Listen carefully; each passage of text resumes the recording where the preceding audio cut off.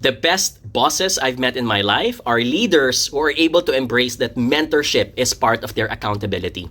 So if you happen to be a leader or manager, here are 2 reasons why you should give your feedback as frequent as you can. Number 1, it empowers your people to fail fast and to also learn fast. Bad bosses usually only give feedback when they have time for it or because HR requires it by the end of the year. And that's going to be too late. Great leaders, on the other hand, share their feedback immediately when it happens because they want their people to act immediately on their own shortcomings. It gives them a longer runway to improve. Number 2, it's an amazing retention strategy. As we all say, retention is the new recruitment. And if you want to keep your people engaged in their jobs, you want to make them feel that their career progression is also being taken good care of.